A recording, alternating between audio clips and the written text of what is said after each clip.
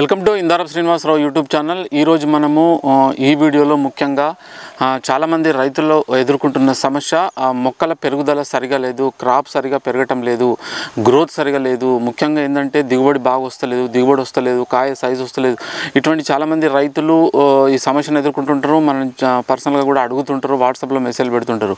So వీటికి కారణమైంది ఈ విధంగా మనకు ఇటువంటి సమస్యలు రావద్దంటే రైతు స్టార్టింగ్ నుండి ఎండింగ్ వరకు ఎటువంటి జాగ్రత్తలు తీసుకోవాలనేది ముఖ్యంగా ఈ వీడియోలో డిస్కస్ చేద్దాం.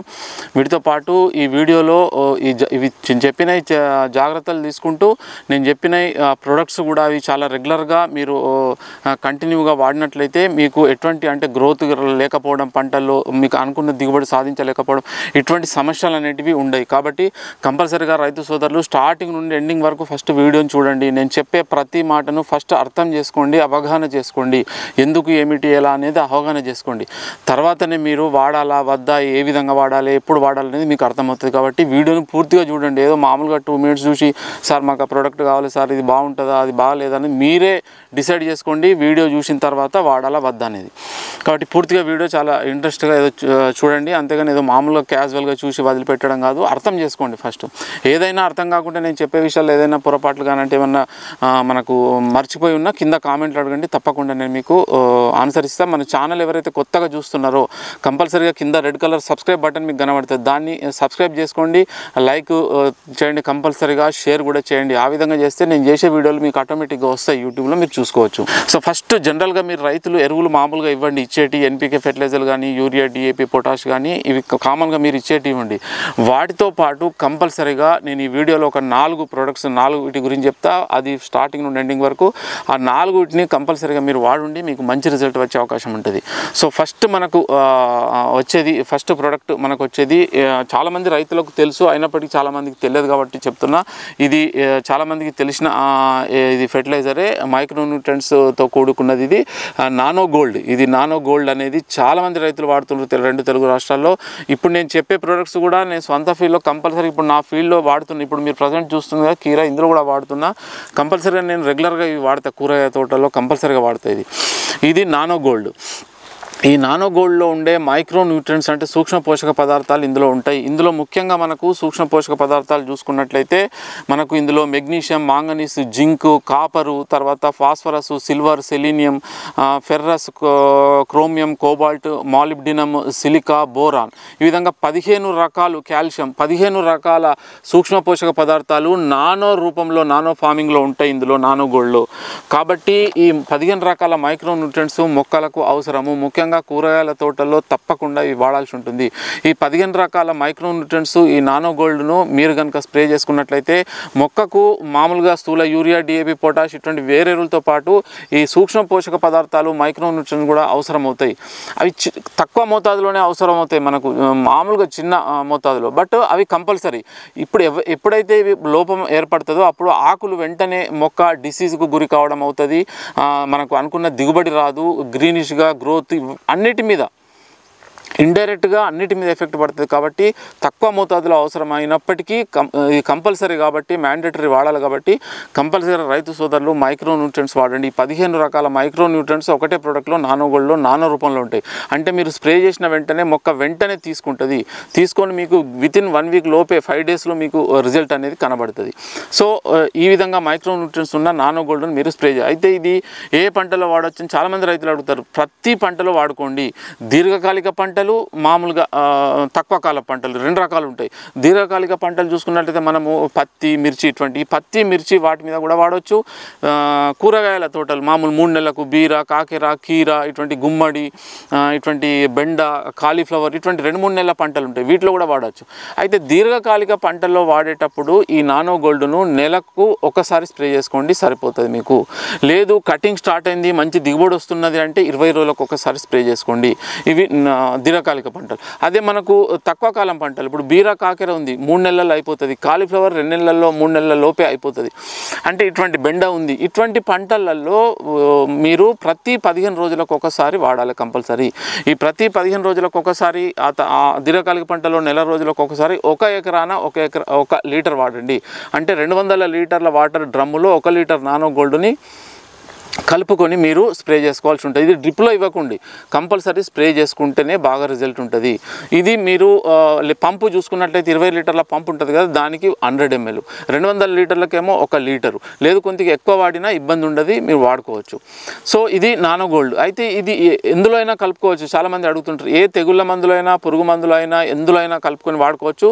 బట్ ఇది ఒక్కసారి మీరు సపరేట్గా ఇది స్ప్రే చేసి చూడండి, అబ్జర్వ్ చేయండి, ఇంకా ఎక్సలెంట్ రిజల్ట్ అనేది 100% రిజల్ట్ వచ్చే అవకాశం ఉంటుంది. నానో గోల్డ్ ప్రత్యక్షంగా ఫీల్డ్లో నేను చూసినా కాబట్టి చెప్తున్నా. కంపల్సరీగా అన్ని జనరల్గా మీరు వాడుకోండి, అన్నింటిలో కలుపుకొని. ఒకసారి మీరు ప్రత్యేకంగా ఇది స్ప్రే చేసి చూడండి, మీరు రిజల్ట్ మీరే చూడండి ఎట్లుంటుందో. అప్పుడు మీరు వీలైతే మీకు టైం సెట్ అయ్యి టైం ఉండి అడ్జస్ట్ అయితే సపరేట్గా కూడా స్ప్రే చేసుకోవచ్చు నానో గోల్డ్.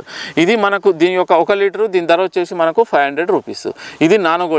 దాదాపు నానో గోల్డ్ గురించి మొత్తం ఇన్ఫర్మేషన్ ఇచ్చిన అనుకుంటా. ఎందుకంటే డౌట్స్ ఎంత చెప్పినప్పటికీ ఏదో ఒకటి మనం మర్చిపోవడమో లేకుంటే ఏదో జరుగుతుంటుంది, రైతు సోదరులు కూడా అడుగుతుంటారు కాబట్టి మ్యాక్సిమం మనకు ఇన్ఫర్మేషన్ ఇవ్వాలనే ఉద్దేశంతో ఇవి కంపల్సరీగా ఇందులో మీరు ఈ నానో గోల్డ్ వాడితే మీరు ఈ వీడియోలో చెప్పిన 4 ప్రోడక్ట్స్ కనుక వాడినట్లయితే మీరు బయట ఏం వాడే అవసరం లేదు. అంటే బయట ఏం వాడొద్దంటే మామూలుగా మీరు ఈ పూత కాత కొరకు తీగజాతి కూరల్లో బోరాన్ వాడుకోండి సపరేట్గా, తర్వాత మెగ్నీషియం సల్ఫేట్, కాల్షియం నైట్రేట్ వాడుకోండి, ఎన్పికే ఫెర్టిలైజర్లు వాడుకోండి. ఇవి నేను చెప్పినవి వాడితే మీరు వేరే ఏమి అంటే బలానికి పెరగడానికి వేరే వాడ అవసరం లేదు. ఇది నానో గోల్డ్.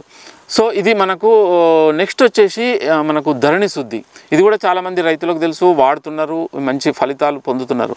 ధరణి శుద్ధి అనేది మనకు ఇది లియోనార్డైట్ అనే ఒక ఖనిజం ఉంటుంది. అది మనకు పాతకాలంలో ఈ ఎరువులు తయారు చేస్తారు, మనకు దిబ్బలు ఇట్లా మనకు ఆ పెరట్లలో కదా, ఆ ఎరువులన్నీ చేసి అందులో కొన్ని నెలల నుంచి తర్వాత పంట కాలంలో వాడుకునేవాళ్ళు. 1 ఇయర్ మొత్తం 6 నెలల నుంచి తర్వాత జూన్ జూలైలో ఎప్పుడైతే మనం దున్నుకో అప్పుడు వేసేవారు. అందులో ఆటోమేటిక్గా వాళ్ళకు అందులో లియోనార్డైట్ అనే ఖనిజం అనేది ప్రొడ్యూస్ అయ్యేది పాతకాలంలో ఆ ఎరువులు. అందుకే ఆ ఎరువులు వేసిన సాయిల్ కూడా బాగుంటుంది, మంచిది. అటువంటి ఖనిజము, అటువంటి లియోనార్డైట్ అనేది మన ధరణి శుద్ధిలో ఉంది.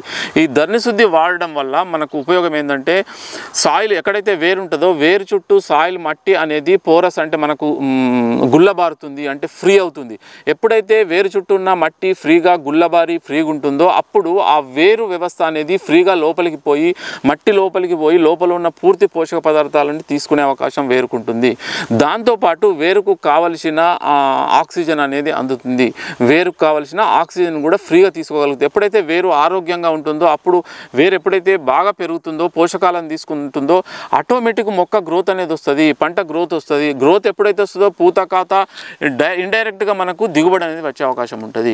ఈ విధంగా ధరణి శుద్ధి అనేది వేరు వ్యవస్థ అభివృద్ధికి, వేరుకు మంచి బలాన్ని ఇవ్వడానికి ధరణి శుద్ధి అనేది ఉపయోగపడుతుంది. ఇది కూడా మనకు ఇది పేస్ట్ రూపంలో ఉంటుంది. ఇది కూడా వాడుకోవడం కొంత ఇబ్బంది అని రైతులు ఫీల్ అవుతుంటారు. ధరణి శుద్ధి పేస్ట్ రూపంలో ఉన్నదాన్ని వాటర్ పోసి ఏదైనా వాటర్ ఎంత 200 లీటర్ డ్రమ్ కానీ 50 లీటర్లు కానీ ఎంతైనా పోయండి, బట్ దీన్ని లిక్విడ్గా చేసుకోండి. లిక్విడ్గా చేసుకొని మీరు దీన్ని ఇసుకలో కలిపి పొలాలలో ఇట్లా వరి పొలం అటువంటి వాటిలో చల్లుకోవచ్చు. లేదు డ్రిప్లో ఇచ్చేవారైతే ఆ లిక్విడ్ను మీరు డైరెక్ట్గా డ్రిప్లో ఇచ్చుకోవచ్చు. ఒక హాఫ్ అన్ అవర్ 1 అవర్ ముందు మంచిగా నానబెట్టండి. లేదు మీరు యూరియా డిఏపిలో కలుపుకోవాలంటే ఏం చేయాలంటే ఈ పేస్ట్ని వెంటనే లిక్విడ్ చేసి మనం యూరియా డిఏపిలో ఇట్లా మామూలుగా ఇట్లా ఇసుకలో కలిపి ఆ ఇసుకను యూరియా డిఏపిలో కలపండి. ఫస్ట్ కొంత ఇసుక తీసుకోండి. ఇసుక తీసుకొని ఆ ఇసుకలో ఈ లిక్విడ్ ధరణి శుద్ధి పేస్ట్ ఉన్నదాన్ని నీళ్లు పోసి లిక్విడ్ చేసుకొని దాన్ని ఇసుకలో కలపండి. ఆ ఇసుకను డిఏపి యూరియాలో కలుపుకోండి. మొత్తం మీకు యూరియా డిఏపి గడ్డగట్టే అవకాశం ఉండదు, అప్పుడు ఇసుక ఉంటుంది కాబట్టి. దాన్ని మీరు పొలంలో చల్లుకోండి. లేదు డిఏపి యూరియాలు మొక్క మొదళ్లలో డ్రిప్ లేని వాళ్ళని ఇస్తే కూడా ఈ పద్ధతిలో మీరు డిఏపి యూరియాలో కలిపి ధరణి శుద్ధిని ఇచ్చుకోవచ్చు. లేదు డ్రిప్ ఉన్న వాళ్ళైతే డైరెక్ట్ డ్రిప్లో కూడా ఇచ్చుకోవచ్చు లిక్విడ్. ఇది స్ప్రే చేయవద్దు. ధరణి శుద్ధిని కంపల్సరీగా 1 ఎకరాన 1 kg మీరు మీ పంటలకు డ్రిప్ ద్వారా ఇచ్చుకోండి. ఇది వచ్చేసి 500 రూపీస్ కేజీ ఉంటుంది. ఇది మీకు వేరు వ్యవస్థ, వేరు దగ్గర ఉన్న సాయిల్ అంతా ఎక్సలెంట్ స్ట్రక్చర్ అనేది ఏర్పడి pH కరెక్ట్గా మెయింటైన్ అయ్యి మంచి దిగుబడికి మంచి పూత కాత రావడానికి ఇది ధరణి శుద్ధి వేరు వ్యవస్థ యొక్క బలత్వానికి స్థిరత్వానికి ధరణి శుద్ధి అనేది ఉపయోగపడుతుంది. ఇది సేమ్ ఇంతకుముందు నానో గోల్డ్ చెప్పినట్లు అన్ని రకాల పంటల్లో వాడుకోవచ్చు. దీర్ఘకాలిక పంటల్లో అయితే మీరు 1 month అట్లా వాడుకోవచ్చు. కూరగాయల పంటల్లో అయితే ప్రతి 20 రోజులకు 1 ఎకరాన 1 kg ఇచ్చుకోండి. మామూలుగా గ్రోత్ లేదు అంటే 15 రోజులకు ఇచ్చుకోండి.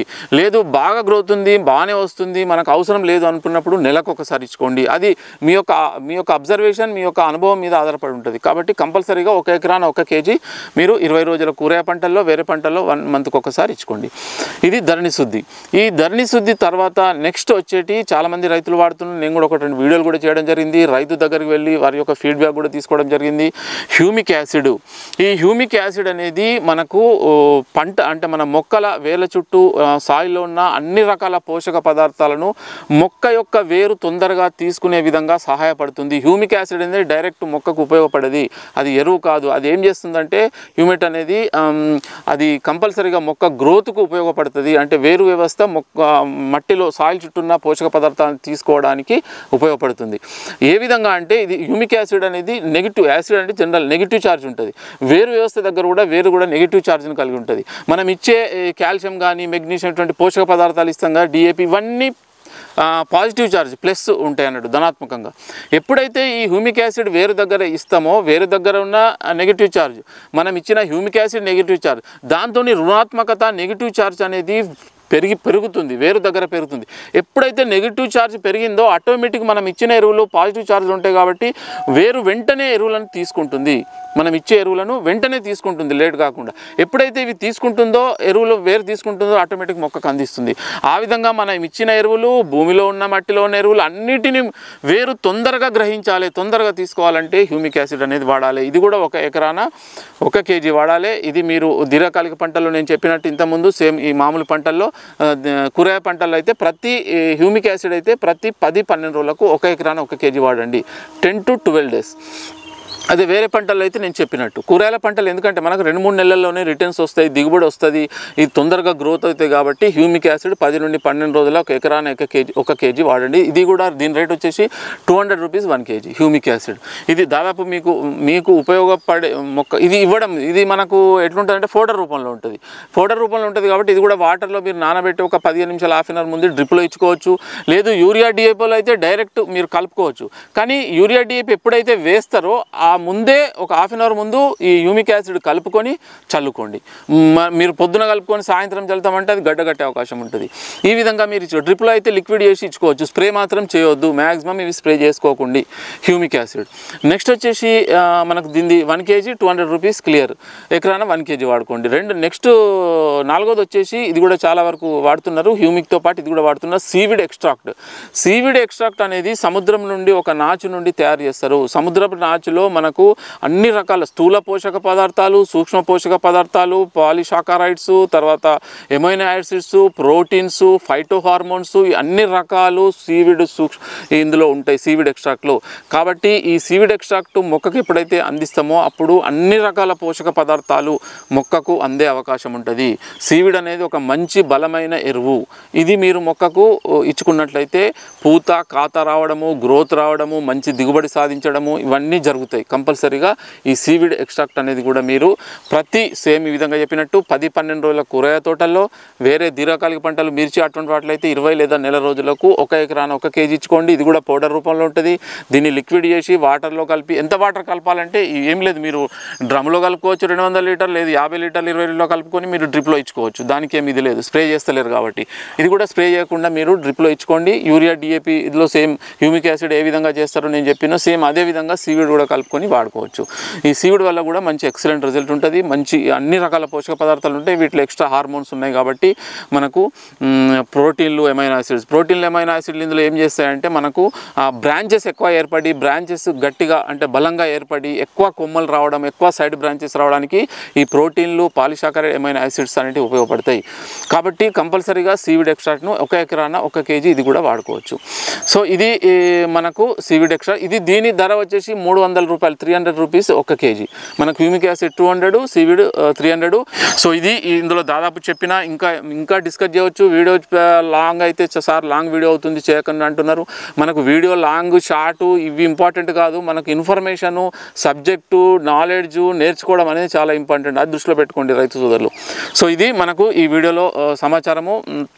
ఇంకేమైనా డౌట్స్ ఉంటే కింద కామెంట్లో అడగండి, కంపల్సరీ దానికి మీకు ఆన్సర్ ఇవ్వడం జరుగుతుంది. సో ఇది మనకు దీనికి సంబంధించిన 4 రకాల ఫెర్టిలైజర్స్ సంబంధించిన వివరాలు. సో ఈ వీడియో చూసిన రైతు సోదరులందరికీ ధన్యవాదాలు. సో నెక్స్ట్ ఇంకోటి ఏంటంటే మీకు ఆల్రెడీ వీడియోలో సో క్లిప్స్ కూడా అవి ఇస్తా. మీకు ఆల్రెడీ నేను ఈ సబ్జెక్ట్ చెప్పడంలో మళ్ళీ నేను మర్చిపోయినా, ఫస్ట్ నానో గోల్డ్ చూపెట్టిన.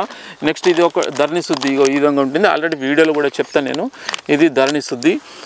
సో నెక్స్ట్ వచ్చేసి మనకు ఇది హ్యూమిక్ యాసిడ్ ఇది. నెక్స్ట్ వచ్చేసి సీవిడ్ ఇవి ఆల్రెడీ నేను తెప్పించడం జరిగింది. ఇప్పుడు మన కీరా క్రాప్లో వాడతా, బాగుంది, ఎక్సలెంట్ ఉంది. అయినా ఇవి వాడతాను నేను. అంటే మనం బాగా లేని తర్వాత వాడకంటే డ్యామేజ్ కాకముందే వాడితే బెటరు. సో ఇది మనకు దీనికి సంబంధించిన వివరాలు. ఈ వీడియో చూసిన రైతు సోదరులందరికీ ధన్యవాదాలు. Thank you watching for this video.